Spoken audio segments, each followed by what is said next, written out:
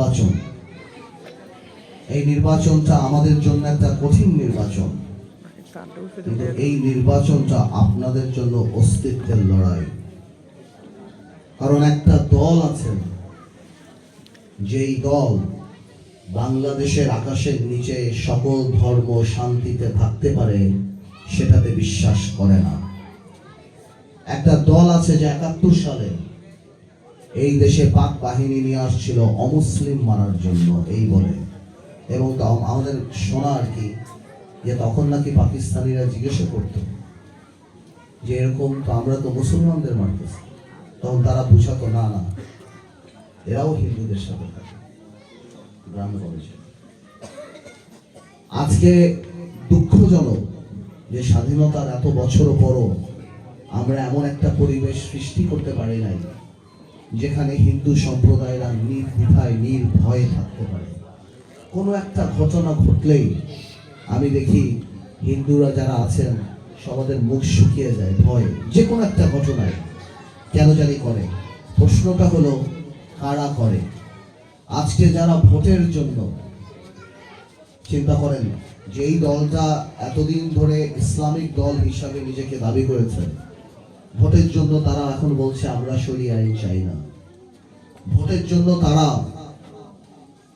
জন্য তারা মন্দিরে যাচ্ছে, অথচ এই মন্দির ভাঙার দায়িত্ব কারা নেয় এটা মানুষ জানে। আস্তে আস্তে চেহারা বের হয়ে যাচ্ছে। যখনই তারা মনে করবে আমরা ক্ষমতার কাছাকাছি, তখনই দেখবেন তাদের চেহারা বের হয়ে গেছে। বাস্তব হলো তারা বিশ্বাসই করে না যে মুসলমান আর হিন্দু স্বাভাবিকভাবে সুন্দর করে একই ছাদের নিচে একই আকাশের নিচে আমার এই বাংলাদেশে থাকতে পারে। এই বিশ্বাস তাদের নাই। সুতরাং আপনাদের জন্য এই ব্যাপারটা, এই নির্বাচন কিন্তু অস্তিত্বের লড়াই। আপনাদের জন্য সবচেয়ে বড় ব্যাপার হলো নিরাপত্তা। আপনারা আপনাদের নিরাপত্তা নিয়ে শঙ্কিত সবসময়, এটা আমি দেখেছি। এই নিরাপত্তার জায়গাটা সবচেয়ে গুরুত্বপূর্ণ, এবং কোনোভাবেও তাদেরকে ক্ষমতায় আসতে দেয়া হবে না যেখানে বাংলাদেশে আমার হিন্দু ভাই বোনেরা রাত্রে শান্তিতে ঘুমাতে পারবে না, নির্ভয় ঘুমাতে পারবে না। সরকারি চাকরি থেকে চলে যাবে, যোগ্যতা থাকার পরেও বড় বড় জায়গায় চাকরি পাবে না, কোথাও কাজ করতে পারবে না। কারণ এটাই থাকবে পলিসি, আস্তে আস্তে কিভাবে এদেরকে দেশ থেকে সরিয়ে নেওয়া যায়, জমি জমা দখল করা যায়, তাদের সম্পত্তি লুট করা যায়। এই কথা আমি এমনি বলছি না, এগুলি করে আসছে, এগুলি দেখা গেছে তারা করছে, আগে তারা করে, তাদের মধ্যে এই প্রবণতা আছে যারা মনে করে এগুলি করলে তাদের সওয়াব হয়, এটা তারা বিশ্বাস করে। অথচ ইসলাম এমন একটা সুন্দর ধর্ম, যেই ধর্ম সব সময় বলে অন্য ধর্মকে সম্মান করার জন্য, যে যার ধর্ম পালন করে সে তার ধর্ম পালন করে।